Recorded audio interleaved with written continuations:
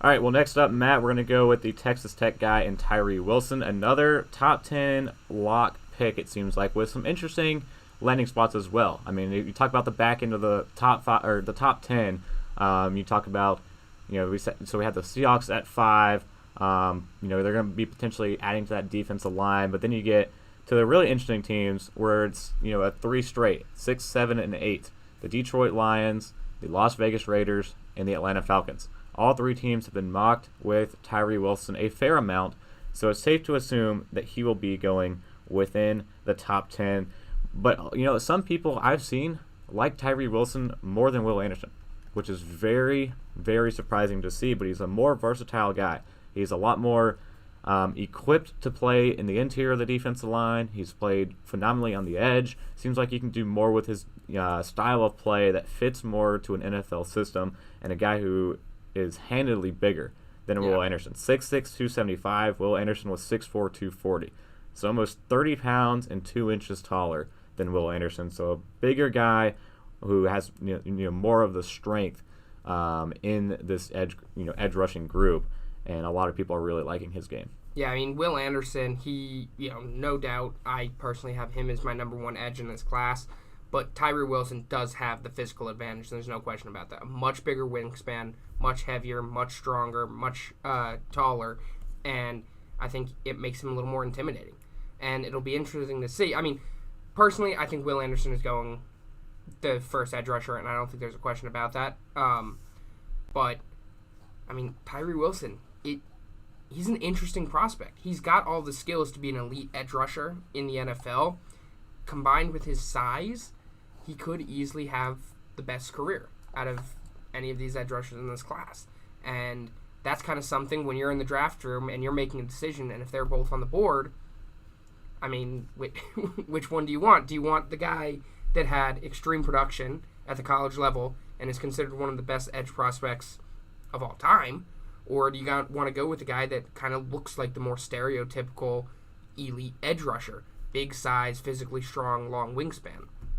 And I think most people are going to go Will Anderson just because, as we talked about, it's the flashy position. Everybody wants the sexy pick. Will Anderson is the sexy pick this year. That's what he is. But Tyree Wilson, there's no questioning his talent or his ability, and I think he will go in the top 8. I don't think he gets past the Atlanta Falcons.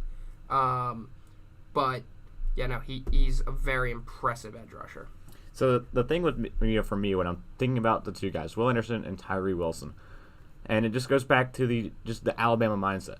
Yep. Alabama players are basically third-year pros coming in as a rookie. Pretty much, yeah. And that's the thing I think that people like about Tyree Wilson is that Will Anderson is polished.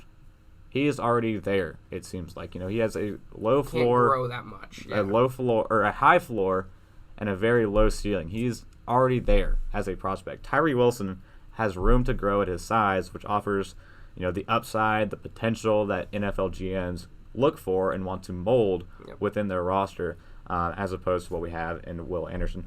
But in terms of the style of play, still a speed to power rush guy, a bull rush player like Will Anderson, but Tyree Wilson does it more on the inside. He likes pressing the inside of tackles and, inside the, tries to shoot the gaps more, as opposed to Will Anderson going around the outside of a tackle and pushing the outside, closing in the pocket. He likes closing it in more from the inside, if that makes sense. And still has, the stunts, the twist, the athleticism on chase down tackles as well, that Will Anderson showcased. We'll pull up the film and see some of this in action from Tyree Wilson, just flying in, making tackles, but doing it more so by pressing on the inside and shooting the gaps. Yeah. I mean, one big difference I see in Will Anderson's game compared to Tyree Wilson is the get off the line. And we talk about this a lot with Will Anderson, is his ability to get a really, really quick start and then just push through with good speed. Tyree Wilson, he kind of lacks the explosiveness. He doesn't have that ability to get off the line really quick and kind of just jump at defenders, or at offensive linemen, sorry. So he's really good at beating them eventually, but he just can't get off the line quick enough. And I think that's the big difference between their game. But overall, we talked about it, elite size. He's got really good production, and he's, in the running game, he is very underrated at. very good at stopping the run. So that's something that you want to look at when drafting him, because he's not just going to get you sacks. He's going to be able to be productive in the run game as well. Mm-hmm. For sure. And then the other thing, you talked about he doesn't have the burst off the line. He's a very hesitant player off the line.